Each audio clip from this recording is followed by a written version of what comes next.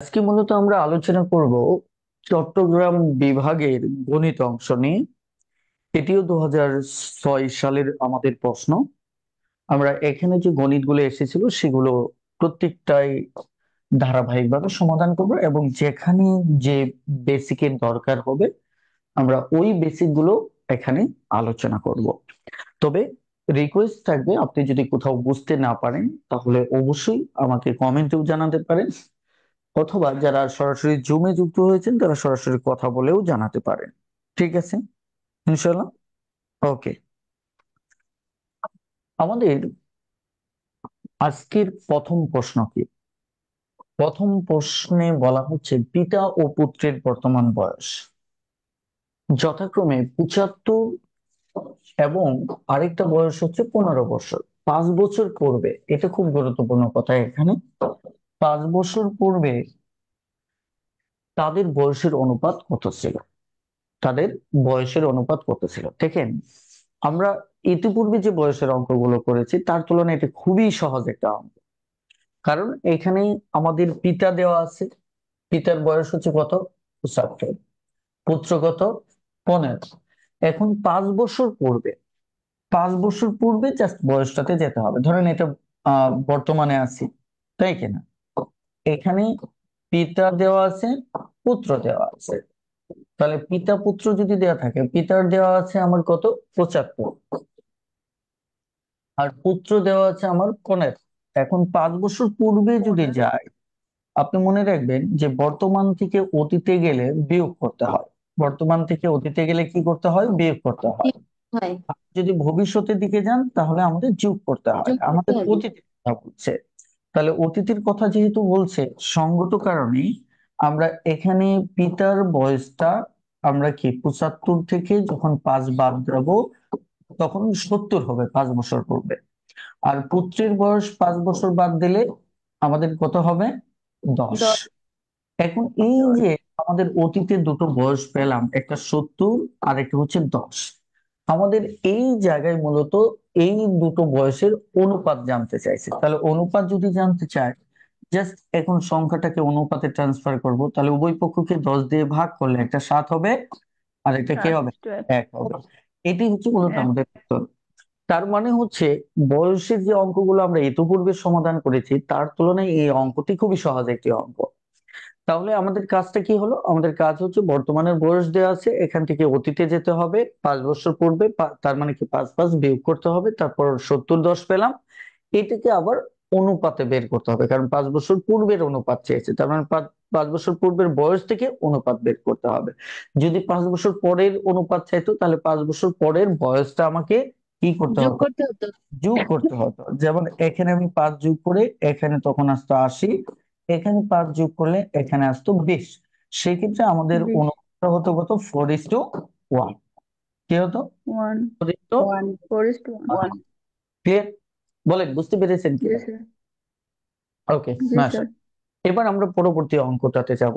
দেখুন এই অঙ্কটিতে মূলত কি বলা আছে।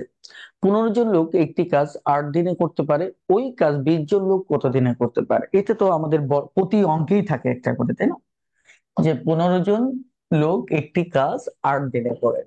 এটা হচ্ছে কি, যিনি কাজ করেন, পারফর্মার, তাই না? আর এটা হচ্ছে কি, টাইম। তারপর ওই কাজটা 20 জন লোকে কত দিনে করতে পারবে। খুবই বেসিক অঙ্ক, যেহেতু আমি অনেকবার এইগুলো নিয়ে কথা বলেছি, সো আজকে ডিরেক্টলি সমাধান করব। তাহলে এখানে যারা পারফর্মার থাকবে, কাজ করবে এবং সময়ের ভিতর একের ঐকিক সম্পর্ক কি, গুণ, গুণ করতে হবে। এবং অপরটা দিয়ে কি করতে হবে? ভাগ করতে হবে, তাই কিনা? তাহলে এখানে আমার পি কত? 15। টি কত? 8। তাহলে ভাগ করতে হবে 20 দিয়ে, তাই কিনা? জি। তাহলে এখানে 3 5 15, এখানে 4 5 20, 4 2 8, তাহলে 3 2 কত হচ্ছে? 6 হচ্ছে। ক্লিয়ার? 6 দিন। এখানে জি স্যার। যারা একদম নতুন, আগের ক্লাসগুলো করেননি, তাদের ক্ষেত্রে বলছি যে আমি যদি এটা অঙ্কটা করি যে 15 জন লোকে একটি কাজ, একটি কাজ করে 8 দিনে, রাইট? তাহলে সুতরাং একজন লোকে ওই একটি কাজ, হ্যাঁ, করবে, বেশি সময় লাগবে, তাহলে 8 × 15। আর যারা 20 জন লোকে যদি করে তাহলে একজনের কাজ যদি এতজন লাগে, 20 জনে আরো কম সময় লাগবে। এই কারণে লাগবে। 8 × 15/20 এই জিনিসটাই আমরা এখানে লিখেছি। কিভাবে লিখেছি? খুব সিম্পল ভাবে। আমাদের এই যে যারা কাজটা করে আর সময়, এটার ভিতর সম্পর্কটা এই একের মানে প্রথমবার গুণ করতে হয়। এই কারণে আমরা ডিরেক্টলি প্রথমবার গুণ করছি। প্রথমে যদি গুণ করেন পরের বার ভাগ করতে হয়, এই কারণে পরেরটা দিয়ে ভাগ করে দিয়েছি। তো এভাবে আমরা খুব দ্রুত অঙ্কটা সমাধান করেছি। আশা করি বুঝতে পেরেছেন। জি স্যার। এবার আমরা এই অঙ্কটা করব। এই অঙ্কটা একটা কঠিন অঙ্ক না? কি জি বলে? জি। এই অঙ্কটা এর পূর্বে করেছেন? বাংলাদেশের জনসংখ্যার স্বাভাবিক বৃদ্ধির হার 2% হলে, হুম, এখানে বলা হচ্ছে দেশের জনসংখ্যা দ্বিগুণ হতে হলে তাহলে কত বছর লাগবে? খুব গুরুত্বপূর্ণ প্রশ্ন। কত বছর লাগবে? এটা হচ্ছে চক্রবৃদ্ধি, মানে আহ, চক্রবৃদ্ধি সুদ আছে না? এই জি অঙ্ক স্যার। সমাধান করতে হয় চক্রবৃদ্ধি সুদে। এবং এটা চক্রবৃদ্ধি সুদের হিসেবে যেমন আমরা ব্যবহার করি, জনসংখ্যা বৃদ্ধির ক্ষেত্রেও ব্যবহার করি। এটা কখন? চক্রবৃদ্ধি সুদটা মানে কি? যখন আমার আসলের সাথে বছর শেষে গিয়ে লাভ যুক্ত হচ্ছে, এই লাভ মিলে আবার পরের বছরের আসল তৈরি হচ্ছে, আবার এই আসলের উপর আবার আমার কি হচ্ছে, ওই সুদ যুক্ত হচ্ছে, সুদ যুক্ত হয়ে আমার আবার আসল তৈরি হচ্ছে, তাই না? এইভাবে জি আমাদের স্যার। চক্রবৃদ্ধি সুদটা হয়। এখন এই অঙ্কটা যদি চক্রবৃদ্ধি সুদ অনুসারে করেন, সময় সাপেক্ষ ব্যাপার এবং কষ্টকর। আমি এই জায়গায় আপনাদের একটা শর্টকাট সাজেস্ট করবো। ওটা শর্টকাট না, ওটা গাণিতিক হিসাব থেকেই আসছে, কিন্তু ওই হিসাবটা বোঝাতে গেলে প্রশ্ন সমাধানে অনেকটা সময় লাগবে। এটা সহজ উপায় হচ্ছে, যখন আপনি দেখবেন এই অঙ্কের দিকে একটু তাকান, এখানে কয়েকটা গুরুত্বপূর্ণ এলিমেন্টের দিকে আমি আপনার দৃষ্টি আকর্ষণ করি। জনসংখ্যার স্বাভাবিক বৃদ্ধির হার মানে প্রতিবারই 2% হচ্ছে না? দেখেন, জি দেশের স্যার। জনসংখ্যা দ্বিগুণ হতে কত সময় লাগবে? এখানে দ্বিগুণ চাইতে পারে, 3 গুণ চাইতে পারে, 4 গুণ চাইতে পারে। আমি কি কথাটা বুঝাতে পারছি কিনা? জি স্যার। এখন দেখে, সরি, আমি একটু ভুল বলেছি। এটা দ্বিগুণ যখন চাইবে, তখন এখানে পার্সেন্টটা আমার 3%ও চাইতে পারে, 4%ও চাইতে পারে, 5%ও চাইতে পারে। এইভাবে আমি যে টেকনিকটা বলতেছি 15% পর্যন্ত আপনারা অ্যাপ্লাই করবেন। সাধারণত অঙ্ক 15%-এর বেশি আসে না, তাই কিনা? এটা নিয়মটা হচ্ছে, এই যে জনসংখ্যা দ্বিগুণ হওয়ার মেইন নিয়মটা খুবই সিম্পল। কথা বুঝতে পারছেন? বলেন তো কি? জাস্ট 70-কে আপনি ভাগ করবেন শতকরা বৃদ্ধির হার দিয়ে। কি দিয়ে? শতকরা শতকরা বৃদ্ধির হার বৃদ্ধির হার। দিয়ে। এটা প্রমাণ করার মতো সহজ একটা বিষয়, বাট আমরা প্রমাণে যাব না, সময় লাগবে। তাহলে 70-কে শতকরা বৃদ্ধির হার কত? 2। 2%। তাহলে উত্তর কত হলো? এটাকে বলা হয় রুল অফ 70। এই মেথডটাকে কি বলা হয়? Rules of 70। Rule of 70। এটা একটা বিখ্যাত রুল। বুঝতে পারছেন এটা কখন ইউজ করা হয় বলেন তো? আপনি দেখবেন, এই আমার বিশ্বাস এই কৌশলটা আপনি কখনোই ব্যবহার করেন না। জি কারণ স্যার। রুল অফ 70 নিয়ে আমাদের বাংলাদেশে ওইভাবে চর্চা নেই। বুঝতে পারছেন? এখন রুল অফ 70 এটা কখন, যখন কোনো কিছু আপনি দ্বিগুণ করতে যাচ্ছেন। কি করতে যাচ্ছেন? দ্বিগুণ করতে যাচ্ছেন। এটা জনসংখ্যা হোক, সুদ হোক, ধরেন একটা আসল। আপনি বলেন যে আপনি কিছু টাকা বিনিয়োগ করছেন, ওই বিনিয়োগের ধরেন ইনভেস্ট করছেন বা ব্যাংকে রাখছেন, ওটার বৃদ্ধির হার হচ্ছে 4%, 3%, যাই হোক। এখন ওটা কত বছর পর দ্বিগুণ হবে? প্রশ্নটা এরকম আসতে পারে। যখন দ্বিগুণ হবে, তাহলে আপনি কি করবেন? 70-কে ওই শতকরা বৃদ্ধির হার, এখন পার্সেন্টটা 2% না 3 না 4, এটা জাস্ট বসিয়ে দেবেন। তাহলে খুব সহজ না বলেন তো? জি স্যার। তাহলে বলেন পারবেন কিনা? ইনশাআল্লাহ। ইনশাআল্লাহ, তাই না? Sir okay. বিষয়টা হচ্ছে মানে জানতে চাচ্ছি কি এই যে রুল অফ 70 যে বিষয়টা বললেন এখানে আমার শতকরা যত পার্সেন্ট বৃদ্ধি যাক এই 70টা হচ্ছে আমার সূত্রের জন্য। Yes, yes. এটা হচ্ছে, এই 70টা কিভাবে আছে, মানে এটারও তো 70 আসার একটা যুক্তি কারণ আছে। ওটাতে আমি শুরুতেই বলছি যে ব্যাখ্যাতে যাচ্ছি না, কারণ এখানে আমজনতা সবাই আছে। ওখানে অঙ্কটা করতে গিয়ে আমার চক্রবৃদ্ধি সুদ বসাতে হবে, পরে লগারিদমে নিতে হবে, দেন ইত্যাদি ইত্যাদি কাজ। তো ওই জটিল হিসেবে যাচ্ছে না। আর এই অঙ্কগুলো তো আর প্রতিদিনই মানে আসলে এই একই প্যাটার্নে আসে। এই কারণে আমি জাস্ট এটা রুল অফ 70 নামে পরিচিত। 70 কে শতকরা বৃদ্ধির হার দ্বারা ভাগ করলেই আপনি দ্বিগুণ পাবেন। এটা তখনই হবে যখন চক্রবৃদ্ধি সুদ থাকবে, মানে চক্রবৃদ্ধিটা থাকবে। কথা বলেন, সুদ হোক আর জনসংখ্যা হোক, চক্রবৃদ্ধি। কথা বলছেন। এখানে স্বাভাবিক বৃদ্ধির হার কিন্তু এটাই বলছে যে প্রতি বছরই 2% করে বাড়তেছে। ক্লিয়ার? জি স্যার। ওকে, এবার আসেন। আমাদের আজকের প্রশ্নপত্রটা খুবই সহজ প্রশ্নপত্র, সো আমাদের সময় লাগবে না। দেখেন এই অঙ্কটা, এটা কি উৎপাদকীয় বিশ্লেষণ। উৎপাদকীয় বিশ্লেষণের আপনারা আহ, এই মিডল ফ্যাক্টর করার ব্যাপারে কারো কোনো ঝামেলা হয়? হুম, জি স্যার, আমার হয়। কি জাতীয় ঝামেলাটা হয় বলেন তো? আমার তো যে প্লাস মাইনাসটা আমি আসলে এই করতে প্লাস পারি না। মাইনাস কখন হবে, এই টাইপের ঝামেলা কি ফেসবুকে যারা দেখতেছেন তাদের হয়? যদি হয় আমি আলোচনা করব। বুঝতে পারছেন কিনা? যদি হয় আমি আলোচনা করব। আপনারা যদি মনে করেন, আপনারা আমাকে জানাতে পারেন কমেন্টে। আমি যদি সমস্যা হয় তাহলে আমি খটকাটা করে দিচ্ছি। ওকে, এবার আমি একটু আপনাদের বলি, খুবই সিম্পল। এটাকে কি করবেন মাঝখানে, এটা ডিপেন্ড করে কার উপর বলেন তো? এই যে আমার ছয়ের এই উপরে। এই সাইনটার উপর। কথা বুঝতে পারছেন কিনা? এই সাইনটার উপর ডিপেন্ড করে।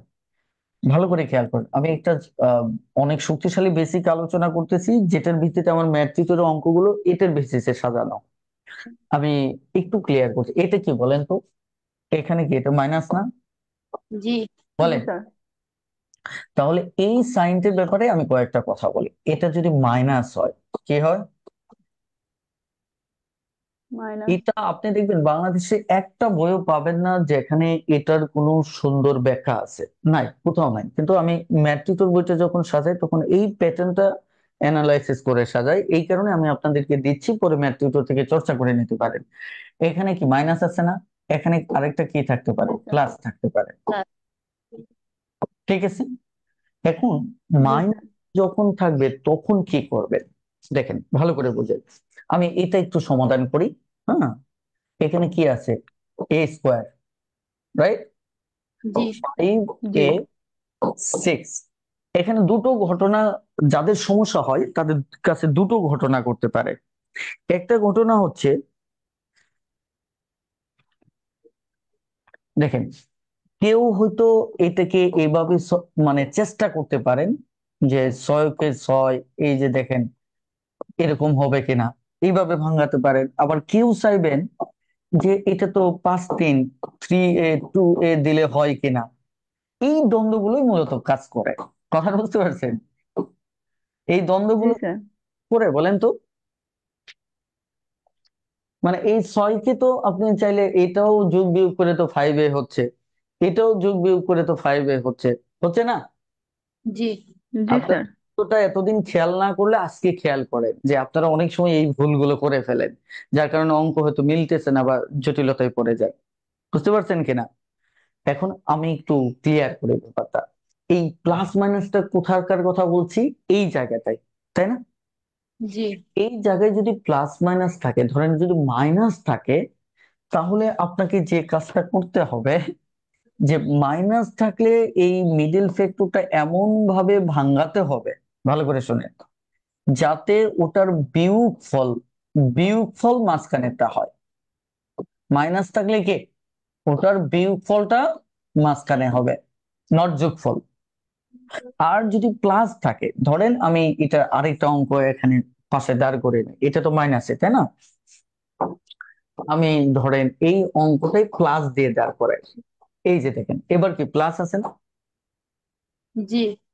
প্লাস আছে। যদি প্লাস থাকে, ভালো করে মনে রাখবেন, যদি প্লাস থাকে তাহলে এই দুটো এমন ভাবে ভাঙাতে হবে যেটার যোগফল আমার এটা হবে। ক্লিয়ার? তার মানে আপনি ওটা ভাঙাচ্ছেন ঠিক আছে, কারণ ওটার বিয়োগফল হচ্ছে 5a, কারণ এখানে মাইনাস আছে, রাইট? বাট এটা যদি ওইভাবে ভাঙান তাহলে ভুল হয়ে যাবে। দ্বন্দ্বটা বুঝতে পারছেন কোন জায়গায় লুকানো? আপনাকে এখানে যে কাজটা করতে হবে, a square minus 3a minus 5, sorry 2a plus 6। তাই কিন্তু মাইনাসে মাইনাসে কি হয়, প্লাস হয় না? এখন যদি আপনি দেখেন এখানে মাঝখানের ব্যাপারটা একটা গুরুত্বপূর্ণ তথ্য আছে, যে এটা এমন ভাবে ভাঙাবেন যাতে মাইনাসটা থেকে, যে মাইনাসটা দেওয়া আছে, তার মানে মাইনাসে যোগ করবেন কিভাবে, তাহলে দুটোই মাইনাস হতে হবে। কারণ আপনি জানেন যে একটা বেসিক হচ্ছে মাইনাস মাইনাস যোগ করা যায়, তাই কেন? প্লাস। যোগ করা যায় কিনা, জি। জি আমি সহজভাবে ব্যাপারটা লিখি। তাহলে প্লাস প্লাস যোগ করা যায়, কি বলেন? যদি এটা যায়, তাহলে আপনার যেহেতু এখানে প্লাস চিহ্ন, তাহলে আপনাকে এটার মিডল ফ্যাক্টরটা কি করে ফাইভে আনতে হবে, যোগফল করে, মানে যোগ করে, সহজ কথা, তাই কিনা? এইটুকু বুঝতে পারছেন কিনা বলেন?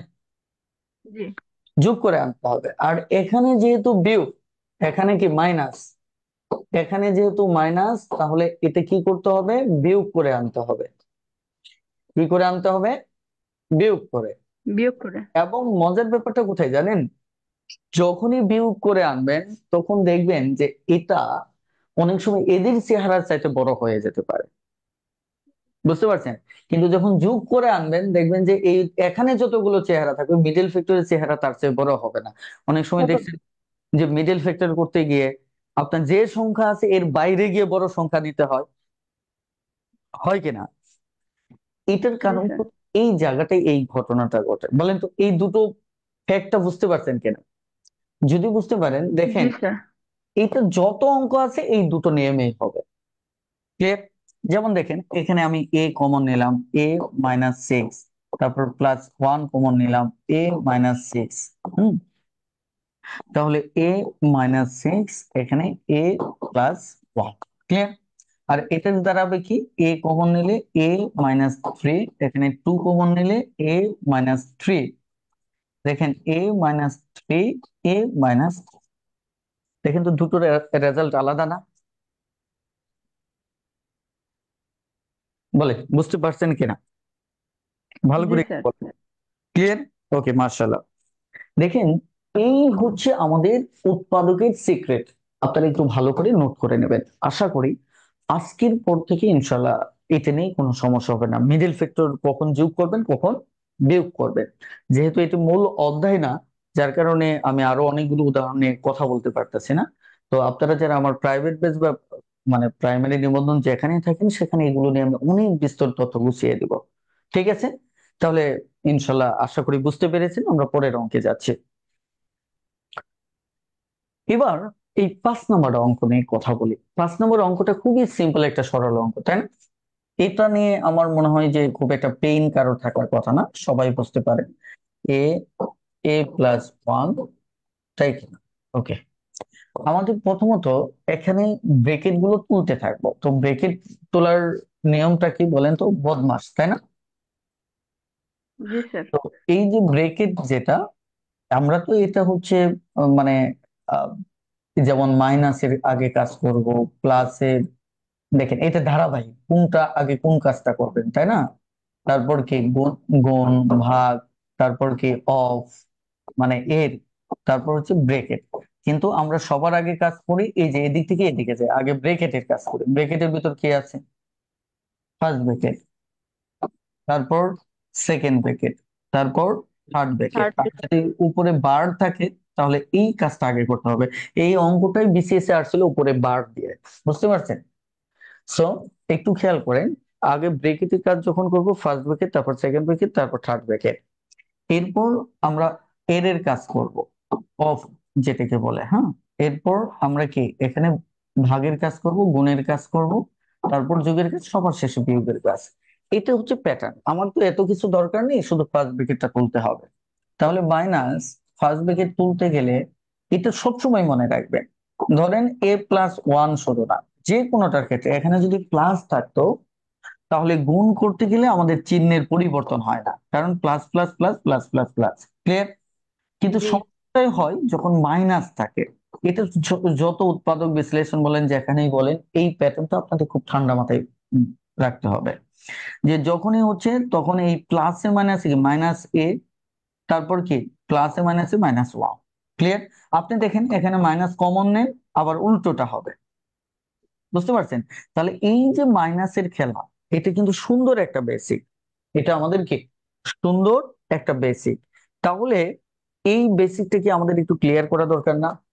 যারা দুর্বল আছেন তাদের জন্য বলছি, যে মাইনাস গুণ করলেও চিহ্ন সব বদলে যাবে, মাইনাস কমন নিলেও চিহ্নগুলো সব বদলে যাবে। এই বদলে কারণে যাবে। আমাদের এই জায়গায় এ, সরি, এ আছে, তাহলে মাইনাস এখানে এ, এটা প্লাস ছিল না মাইনাস ছিল? প্লাস। তাহলে মাইনাস এ হয়ে যাচ্ছে, -1 হয়ে যাচ্ছে। এবার প্লাস মাইনাসে তো আমরা যে বিয়োগ করি ওটা বাদ। তাহলে একটা লাইন দেখেন, আমি যদি বেশি লিখি, আপনারা দক্ষ হলে তো বেশি লিখবেন না, তাহলে এটা তো প্লাস মাইনাসে মাইনাসে কি প্লাস হচ্ছে না? থার্ড ব্র্যাকেট প্লাস তুলতে হবে, এ প্লাস তার হবে। মানে হচ্ছে আমাদের এটাই হচ্ছে উত্তর। ক্লিয়ার? আশা করি বুঝতে জি পেরেছেন। স্যার। খুব সহজ অঙ্ক। এবার আমরা পরের অঙ্কটিতে যাচ্ছি। এই অঙ্কটি তো আরো ভালো বোঝার কথা, কারণ গত পর্বে আমি এই ব্যাপারে এর সাথে অ্যাডভান্স অঙ্ক করিয়েছি। একটা বর্গক্ষেত্র, বর্গক্ষেত্র জিনিসটা আপনারা জানেন, আমার চিত্রতে একটু এদিক সেদিক হলে কিছু মনে করবেন না। ওকে, এটা হচ্ছে আমাদের একটা বর্গক্ষেত্র। এই বর্গক্ষেত্রের একটা বাহুর দৈর্ঘ্য এ যদি হয়, বলেন তো বর্গক্ষেত্রের মেইন বৈশিষ্ট্য কি? আমাদের এর বৈশিষ্ট্যগুলো কি কি? বর্গক্ষেত্রে প্রতিটা বাহু সমান হবে, রাইট? সমান থাকবে। প্রতিটা জি বাহু স্যার। সমান। সমান।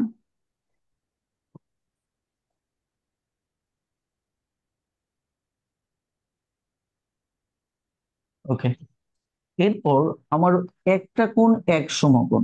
একটা কোণ যদি এক সমকোণ হয়, তার মানে প্রতিটি কোণই 90 ডিগ্রি। এই জি কারণে একটি কোণ এক সমকোণ এটা দিয়ে জাস্ট বলা হয়। কথা বুঝতে পারেন?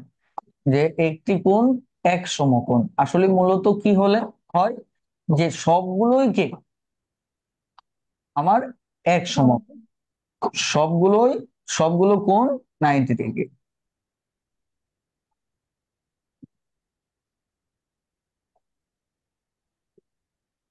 কথা বুঝতে পারছেন কি? এটা হচ্ছে একটা গুরুত্বপূর্ণ বৈশিষ্ট্য। এখন আপনি যদি এটার ক্ষেত্রে দুটো সূত্র যেটা আমাদের প্রায় লাগে, সেটা হচ্ছে ক্ষেত্রফলের। আপনারা বর্গ কথাটা যখনই জানেন, যে বর্গ মানে কি বলেন তো, 2 এর বর্গ কত? 2 স্কোয়ার না? জি 3 এর জি। বর্গ কত? 3 স্কোয়ার না? তাই জি কিনা? জি তার স্যার। মানে হচ্ছে বর্গ মানেই হচ্ছে, আপনি যদি এখানে যদি খেয়াল করেন, তাহলে এই বাহু, একটা বাহু নিয়ে তার স্কোয়ার, এটা ক্ষেত্রফল সমান বাহু স্কোয়ারও বলতে পারেন, একটা বাহুকে এ ধরে এ স্কোয়ারও বলতে পারেন। এটাই হচ্ছে বর্গ। আরেকটা হচ্ছে, আপনার যদি পরিসীমা প্রায় সময় লাগে, গত অঙ্কে লেগেছিল, এই পরিসীমা মানে কি? এই যে এ পাশ থেকে এ পাশে, এ পাশ থেকে এ পাশে, এ পাশ থেকে এখানে, এই টোটাল যে দূরত্বটা, হুম, টোটাল দূরত্বটা হচ্ছে পরিসীমা। তাহলে এখানে এ, এইটুকু দূরত্বে এ, এইটুকু দূরত্ব এ, এইটুকু দূরত্বে, তাহলে এ চারটা না? বলেন। জি যার জি। কারণ আমরা একে কি বলি? 4a বলি। কি পরে বলি তো? 4a বলি। এটাই পরে। হচ্ছে এটার বেসিক। এখন এখানে চাইছে যে একটা বাহু যদি এ মিটার হয়, তাহলে আমার এখানে ক্ষেত্রফল কত হবে? এখানে যদি একটা বাহু এ মিটার না বলে, ধরেন 5 মিটার বলতো, তাহলে আমাদের ক্ষেত্রফলটা কত হতো? তাহলে আমাদের ক্ষেত্রফলটা হতো 5 × 5 = 25। 5 স্কোয়ার। 25 বর্গ, 25। তাই কিনা? এখন যদি জি স্যার। আপনাকে এখানে যদি একটা অঙ্কে বলে, সাপোজ ধরেন আপনাকে এই মাঝখানের তথ্যটা দিয়ে দিয়ে দিল তারা, দিয়ে বলল যে একটা বর্গক্ষেত্রের ক্ষেত্রফল হচ্ছে 25 বর্গমিটার, তাহলে একটি বাহুর দৈর্ঘ্য কত? কি বলছে? একটি বাহুর একটি বাহুর দৈর্ঘ্য। দৈর্ঘ্য। তাহলে আপনি এটা কিভাবে বের করতেন? একটা বাহু চাইছে, তাহলে আমাদের এই সূত্রটাই ইউজ করতাম, ক্ষেত্রফল সমান কি এ স্কোয়ার, তাহলে 25, রাইট? তাহলে একটা বাহু জি। মানে এর মান বের করলেই হচ্ছে, তাই কেন? অর্থাৎ 5। ঠিক ওই অঙ্কটার উল্টো অঙ্ক, যে বাহু যদি আমার কি হয়, এ হয়, তাহলে ক্ষেত্রফল এ স্কোয়ার। তাহলে আমি ওই জায়গায় বলছি যদি 5 হয় তাহলে ক্ষেত্রফল 25। ক্ষেত্রফল 25 হলে তাহলে বাহু আবার ওটার বর্গমূল, রাইট? ব্যাস। জি স্যার। এখন যদি ধরেন আপনার এই অঙ্কে এটা না আছে, ধরেন বললো যে একটা বর্গক্ষেত্রের ক্ষেত্রফল হচ্ছে 25 বর্গমিটার, তো ওটার পরিসীমা কত, তাহলে আপনাকে পরিসীমা চাক, কর্ণ চাক, যাই চাক না কেন, আপনাকে কি করতে হবে বলেন তো? আপনাকে প্রথম যে কাজটা সেটা হচ্ছে এই বাহুটাকে আগে বের করে নিতে হবে। কাকে বের করে নিতে হবে? এই বাহুটাকে। কারণ এই বাহু বের করলে আপনি পরিসীমাও বের করতে পারেন, তাই কিনা? আপনি কর্ণও বের করতে পারেন। তাহলে দেখেন এই বাহু, আপনার যদি এখন প্রশ্ন বলে যে ঠিক আছে ক্ষেত্রফল 25 দেওয়া আছে, তাহলে এর পরিসীমা কত, তাহলে আপনি কি করবেন? যেটা দেওয়া আছে ওটার সাথে তুলনা করে আগে এর মানটা বের করবেন, তারপর সুতরাং পরিসীমা বের করবেন। দেখছেন, অঙ্কের ধাপগুলো যদি আপনি বুঝতে পারেন যে কোনটার পর কোনটা, তাহলে কিন্তু আর আপনার কোনো সমস্যা হবে না। তাহলে পরিসীমাটা কত হচ্ছে? কুড়ি। এখানে একটা জিনিস মনে রাখবেন, এককের ব্যাপারটা। এককের ব্যাপারটা যদি বাহু বলে, এটা ত্রিভুজ চতুর্ভুজ যাই বলেন সবগুলো, এটা যদি মিটার হয়, বা দৈর্ঘ্য প্রস্থ যেটাই বলেন, এটা যদি মিটার হয়, তাহলে পরিসীমা যেটা, হুম এই পরিসীমা যেটা, এটাও মিটার হবে। বুঝতে পারছেন? তার মানে শুধুমাত্র আমার বর্গ মিটার হবে ক্ষেত্রফলের ক্ষেত্রে। কিসের ক্ষেত্রে? ক্ষেত্রফলের ক্ষেত্রে এটাই হবে শুধুমাত্র কে বর্গ মিটার। ক্লিয়ার? এগুলো ছোট ছোট বেসিক, বলেন তো এই বেসিক গুলো কেন আপনাদের সাথে আমি শেয়ার করতেছি? কারণ এখানকার প্রশ্ন প্রাইমারি, আপনারা এখানে অনেক নিবন্ধন পরীক্ষা দিবেন, তৃতীয় শ্রেণীর পরীক্ষা দিবেন, এগুলোতে না আপনার বেসিক যত স্ট্রং থাকবেন, দেখবেন যে কোনো অঙ্ক করতেই হবে না, আপনি দেখে দেখে উত্তর করে দিতে পারবেন। এই কারণে বেসিকটা স্ট্রং হওয়া খুব জরুরি। বলেন ক্লিয়ার? জি। জি স্যার। ওকে, মাশাআল্লাহ। এবার আমরা এই অঙ্কটা দেখবো। এই অঙ্কটাতে কি বলা হচ্ছে, একটি আয়তক্ষেত্রের ক্ষেত্রফল হচ্ছে 1 একর। 1 একর সমান কত? 100 বর্গমিটার। কত? 100 বর্গমিটার। বর্গমিটার।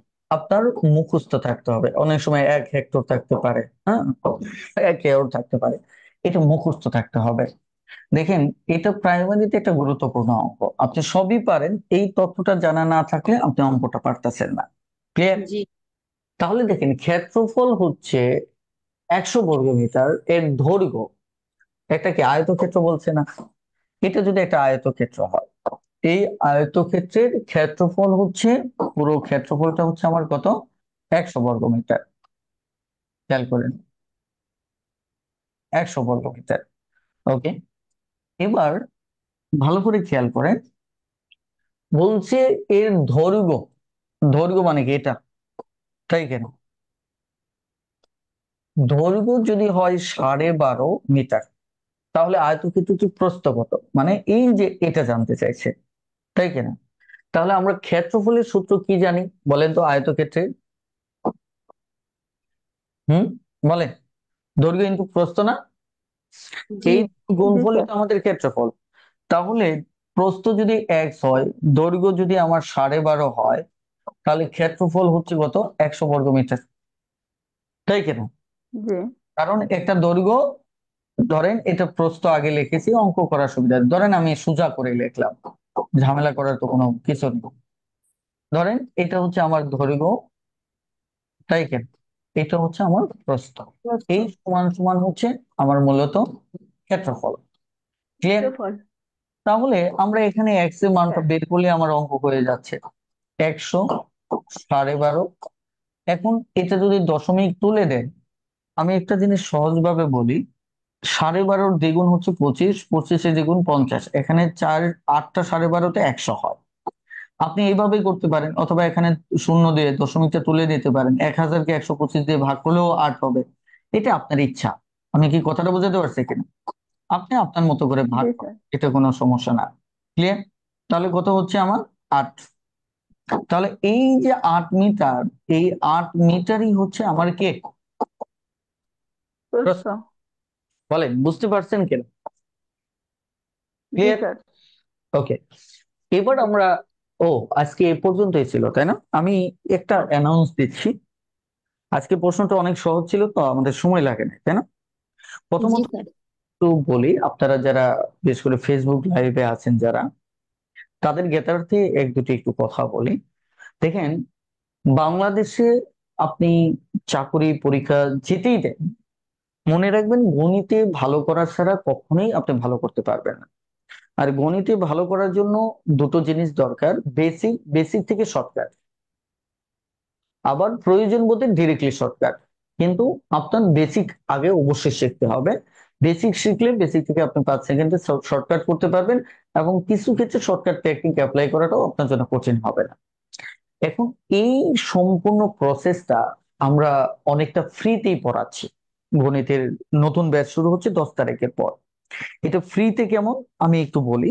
যে অনেকে তো অনেক ভাবেই প্রলোভিত করে, আমি ওই রকম ভাষায় বলছি না এটা। মানে ফ্রিতে কেমন বলতেছি, এই যে বইটা দেখতে পাচ্ছেন না আমার, আপনারা মাত্র 750 টাকায় ভর্তি হলেই আপনারা এই বইটা ফ্রিতে পাচ্ছেন, একদম ফ্রিতে পাচ্ছেন। বুঝতে পারছেন, 1000 পৃষ্ঠার উপরে একটা বই, যেটা বাজারে আমাদের এই বইটা বিক্রি হয় 550 টাকা। ওটার সাথে আরেকটা প্রশ্ন ব্যাংক ফ্রি পাচ্ছেন। কথা বুঝতে পারছেন? তার মানে আমার কোর্স ফি 750 টাকা, 550 টাকার বই, আর আমরা পাঠা দিয়ে আরো 50 টাকা খরচ করব, সব মিলে আরো 60 টাকা খরচ হবে। তার মানে হচ্ছে প্রায় 710 টাকার মতো আমাদের নর্মাল খরচই হয়ে যাবে। এরপর আপনি এই কোর্সের ফি দিচ্ছেন মাত্র 750 টাকা।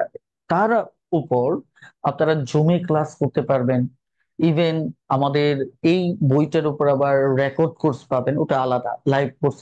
মানে আপনারা যে 750 টাকার ভিতরে একটা লাইভ কোর্স পাচ্ছেন, যেটা শূন্য থেকে জব বেসিক পায়, এটা আমার 4 নম্বর ব্যাচ। আবার একই সাথে এই বইটার রেকর্ড পাচ্ছেন। আবার স্বাভাবিকভাবে 6 মাস পর্যন্ত আমার সাথে জুমে ক্লাস করার সুযোগ পাচ্ছেন। এই সার্বিক দৃষ্টিকোণে যদি আমি বলি, তাহলে কিন্তু এই কোর্সটা একদম সম্পূর্ণ ফ্রিতে পড়াচ্ছে।